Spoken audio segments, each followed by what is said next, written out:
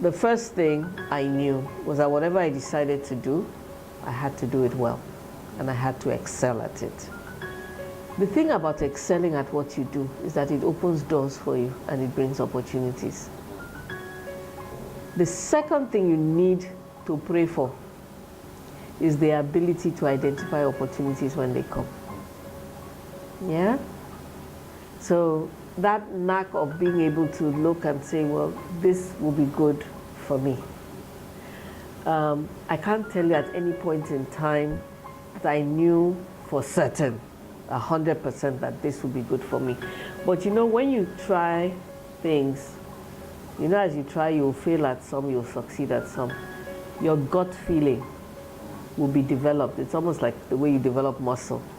And you start to almost know instinctively what is good for you and what is not good for you. So even when I'm talking to entrepreneurs, I say, how do you actually feel about this thing? I can't tell you, even if I'm mentoring, I can't tell you this is exactly what is right for you. It might not be. How do you feel about it? So you try to develop your gut feeling as well. I think practically every human being is actually multi-talented. I think so. I think it's knowing how to develop your talent and how to use those talents.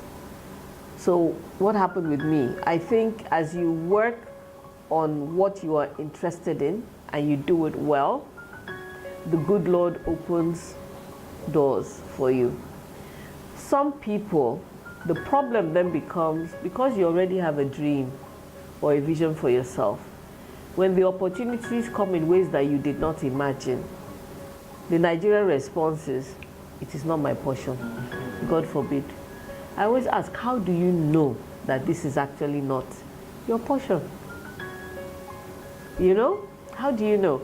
So when people say, I say to people sometimes, you know, when I pray, I don't pray for, oh God, please, I would like to have a Mercedes-Benz C-Class by next year.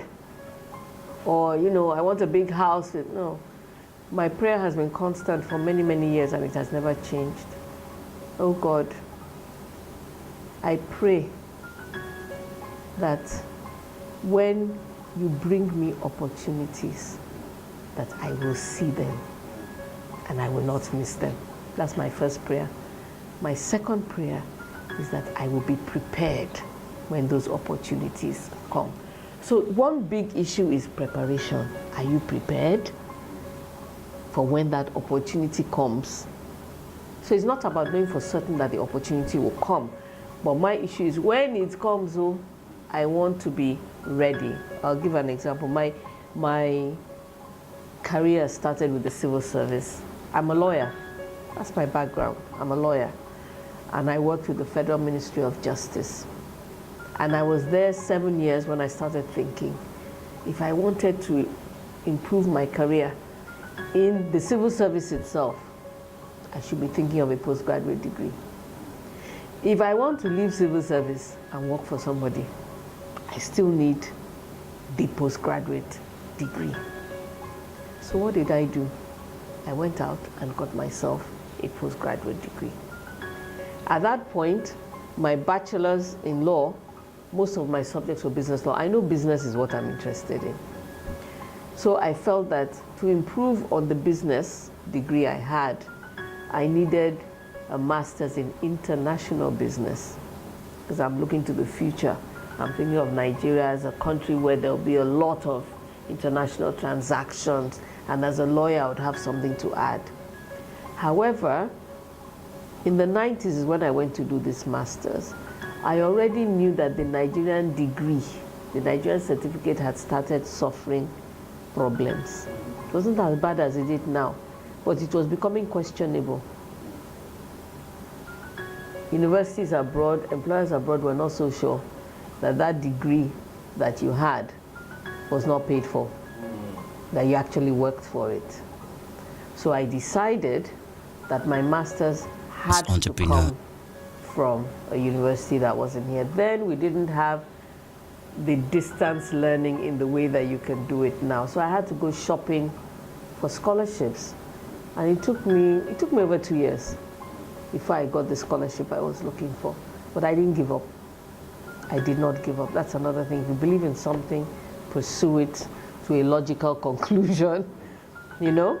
And that's how I went out and got my LLM in international business law. Once I got it, I came back to the ministry. I saw that we were still going to be in a military regime for a little while. No. I think it's time for me to go and seek or develop my career outside the civil service. And then I went for a private job. And that's how I got into broadcasting and was part of a team that were given a license to start one of the first TV, satellite, radio stations in Nigeria, where we were in that group of 16 licenses that were first given out by the government. So, you know, I'm just saying, you know, it doesn't tell you how I finally got into business development. That is a long story, and I guess I can tell that story after this, but be prepared. Whatever you do, be excellent at it, and recognize opportunities when they come your way.